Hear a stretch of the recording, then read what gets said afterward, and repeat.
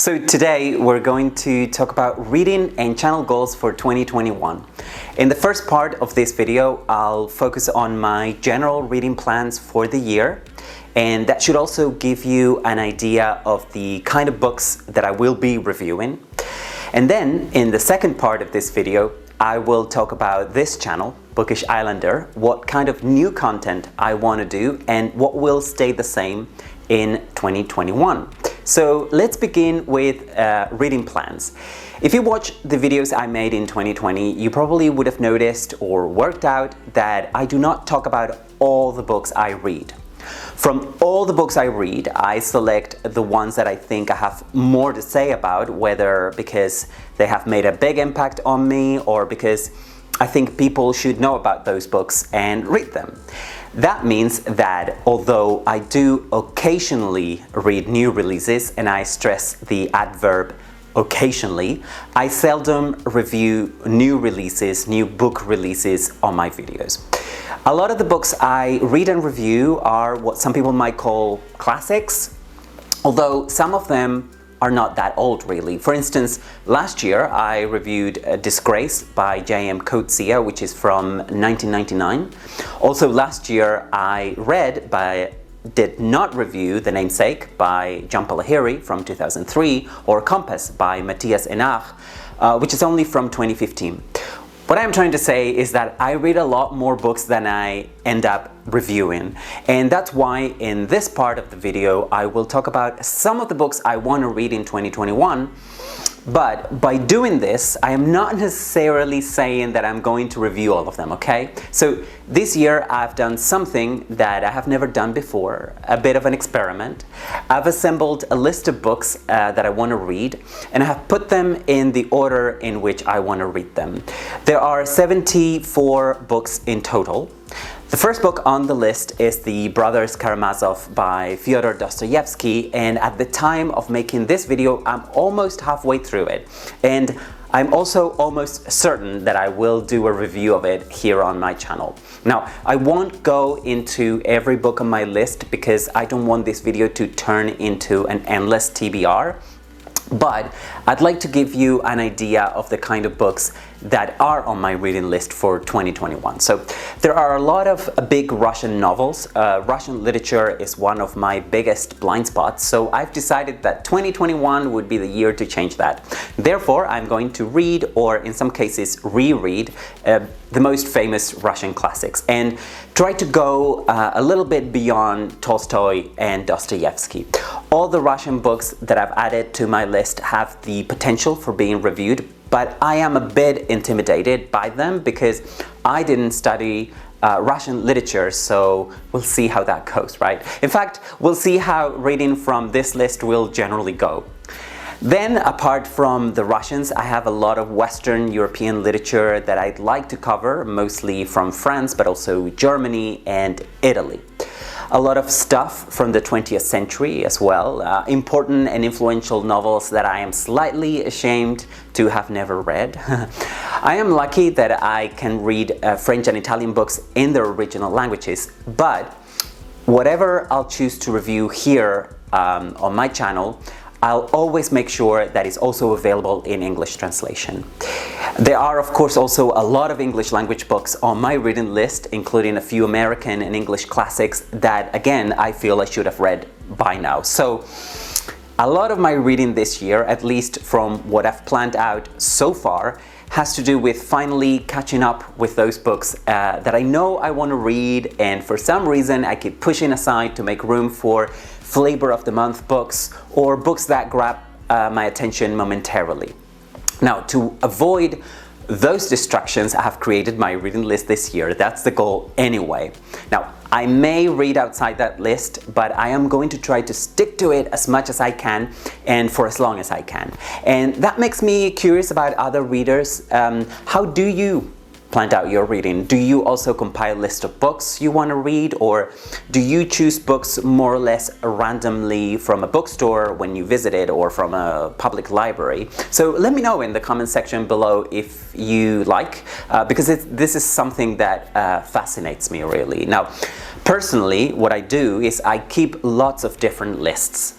I consider myself to be a seasoned reader, so I know what I am interested in, but I'm always aware of a lot more books than I could possibly read, and that is good because I never struggle to select my next read, but it is also a problem because I constantly feel like I need to catch up with a lot of books that I haven't read. The good news is that I don't follow new releases or book prices very closely. I mean, I am aware of some new releases and the books that win the big prizes, but none of that really conditions my reading. Sometimes prices or reviews of new releases put books on my radar, but in the last couple of years, particularly since I started this channel, Bookish Islander, on YouTube, I've realized that hardly any of those books end up making an impression on me. So this year, 2021, I am probably going to ignore new releases and book prices even more than I usually do because they do not speak to me as a reader. If a great book is released in 2021, I am sure it'll still be good when I get to it eventually, and I don't have to drop all the great books that I have on my reading list, most of which I have been actually looking forward to reading for many years just to be up to date with the latest hyped book. Okay, let's talk about my channel goals now. Last year was interesting because I was finally able to make my channel be what I had always intended it to be, a channel where I review great books. I think there's always room for improvement, but I am generally happy with my reviews, and I am also happy about how most people respond to them. So I do intend to continue with my weekly book reviews every Saturday with pretty much the same format. That means selecting a single book, giving some background that I think is relevant and will help you read/understand the book more, and then focusing on the book itself without spoiling the plot. Now, if you have seen at least some of my reviews, you know that I hardly discuss plot, so I never spoil anything about the books I review. My weekly reviews are addressed to both people who have read the books and those who haven't. I know that some people only watch reviews of books they have already read, which is valid, but kind of defeats the point of reviewing. But I think more people watch or read book reviews to find out if a book might be for them or not. And that is the main point of what I do on my weekly reviews. I want people to watch my reviews to be able to decide whether they think the book I review might be for them or not. Now, some of the books I review, I think everyone who loves literature, quite frankly, should read. But if I think a book might be difficult or challenging in any way, I never shy away from saying it and explaining why in my reviews. Also, if I feel like I can give you the key to reading a particularly difficult book, I'll always do that in my reviews, or at least I try, okay? So my book reviews will continue to come out every Saturday. That's not going to change. In my mind, people who watch those reviews regularly are smart people who take reading seriously and want to read great books. Of course, there will also be those people who are just interested in a specific book and they would watch my review of that book.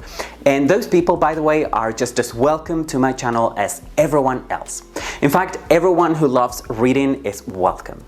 Now, as for other kinds of content, I would like to branch out into other kinds of videos too, but without neglecting my weekly book reviews. So I think if I make other kinds of content, like this video, I will publish that on other days of the week and not on Saturdays.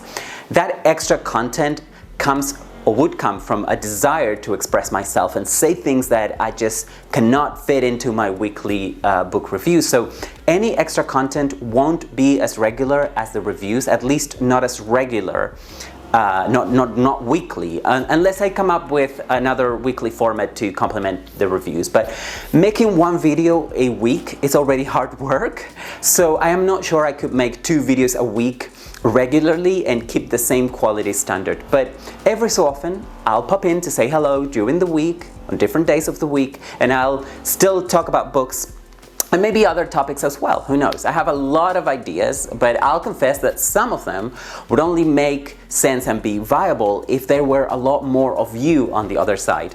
I don't want to grow my channel for the sake of it. I'd rather have a smaller, high quality audience as I do now. And that is why there are some kind of videos that I will simply never do. I do have some ideas that I would love to do, but it only makes sense to do them with a larger audience. For instance, I am thinking of going live every so often or doing giveaways, but I would need a lot more of subscribers to do those kinds of things properly, I think. But I am in no rush. My channel is steadily growing and I love it the way it is. It is just that I think I could justify spending more time on it and making more and better content only if I had a bigger channel. But not all the ideas I have required a bigger channel. For example, I am thinking of doing more polyglot content, also doing videos maybe in other languages, of course, always with English subtitles. But I'm not sure if you guys like that or not. I'm actually not sure. And talking about subtitles, I personally close caption all the videos, which does take some extra work, but I do it with a lot of pleasure because to me it is hugely important to make my videos as accessible to as many people as possible. And that is why I subtitle all my videos. Now, I don't remember when I started doing that, so you might come across some of my very early videos and notice that they are not closed captioned. But I think most of my videos now are, and I will continue to subtitle all future videos in 2021 and beyond. Now, if you want to activate the subtitles, all you need to do is press or tap the CC button and they will come on automatically. So that's it really. 2021 will be a year of more of the same with some surprises I hope you'll like thrown in, but no radical changes. I will continue reviewing great books every Saturday with pretty much the same format. I will create some extra content that I hope you like, and I hope that as the year goes on there'll be more of us. But I am delighted to know that a lot of people have been around for a while, and I hope they'll continue watching and interacting. And talking about interacting, I'd love to hear from you. I always love to hear from people who watch my videos. So let me know what you think of my goals. And also please share your own reading goals in the comment section below. And if you're new to my channel, welcome. My name is Juan and I post a new book review every Saturday. The best way not to miss any of my reviews would be for you to subscribe and turn on the notifications bell. This is all from me for now. I hope that you are all doing very well and hope to see you again very soon for more book reviews and other book related content. Have a great 2021. Bye for now.